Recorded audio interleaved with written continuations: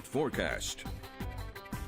All right, plenty cold this morning. It's been a while since we've had a really cold morning. We were well down in the 20s to around 30 degrees in many spots. Here was the scene outside Waynesboro from Jack Cameron, that frosty start this morning. You can see some jet contrails and a few high cirrus clouds. Those clouds are working in tonight. They're the high variety, but they'll continue to lower and thicken. 44 is our current number at the airport. Made it to a high of 51 today, so 10 degrees below average after Monday's high was 15 degrees above average. Now, it's still going to be a cold night, but the quicker those clouds get in, it'll help kind of level the fall of the temperatures. 42 is the current reading at the Valley Airport, 25 there this morning with an afternoon high of 49. Some other readings at this hour include 42 there in Orange, 41 in Palmyra, 43 there in Waynesboro, 42 in Stanton, and 40 in Harrisonburg. We're quiet on Doppler radar here tonight. That will be a big difference and change tomorrow as rain is on the way. And right now you can see some of those high cirrus clouds that are filtering through.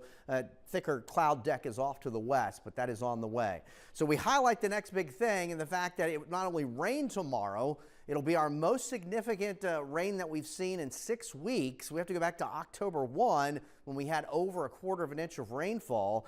And not only will it be wet, but it coincides with our coldest day. We're stuck in the mid-40s tomorrow for highs. Have to go back to February, the last time we were at those levels in terms of daytime highs. So here we are with temperatures overnight. Most of us will see numbers in the mid-30s along and west of the I-81 corridor, marginally right around 33, 32 degrees. At the onset tomorrow morning, there may be a little sleet mixed in. That will change over to rain. And the rain could be moderate to heavy at times throughout the course of the afternoon and early evening, but early we should start dry, and say after 8, 9 o'clock and beyond, there's the rain. It will be chilly, mid-40s. Right now, a solid 1/2 inch to 1 inch across the region. Some locally higher amounts will be possible. I think that'll be more realized along the eastern-facing slopes of the mountains. As we take a look at the next 3 days, there's our cold rain, cold November rain for Thursday. We'll start to dry out here on Friday with temperatures in the mid to upper 50s, still below average. And then the weekend looks good. Temperatures here in the mid-60s, so a little bit above average. So we have high pressure that's off to our north and east, and the clockwise flow around that bringing in an easterly component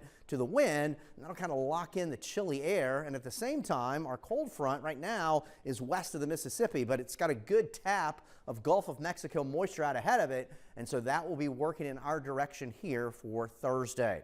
Real quickly, in the Caribbean, this is soon to be Tropical Storm Sarah. Right now, we already have for countries such as Honduras and Nicaragua, tropical storm and hurricane watches up, and over time kind of slows down, but taking us out to Monday, making a run at Mexico. We'll have to watch that next week if it moves out into the Gulf of Mexico. Here we are in the morning, temperatures in the mid-30s, say after 8, 9 o'clock and beyond. There comes the rain, moderate to heavy at times, and then that'll taper off as we go into tomorrow night, maybe early Friday, a leftover shower, and then we'll start to see clearing skies by the afternoon. Tonight then, clouds will thicken up, mid-30s for those overnight lows. There's a look at the Michael and Son 7-day forecast. That cold November rain for your Thursday. Improving conditions on Friday. The weekend, as mentioned, shaping up nicely. We'll make a run around 70 first part of next week. But the rain is certainly welcome. We may not like the temperatures to go with it. All right, Eric, thank you.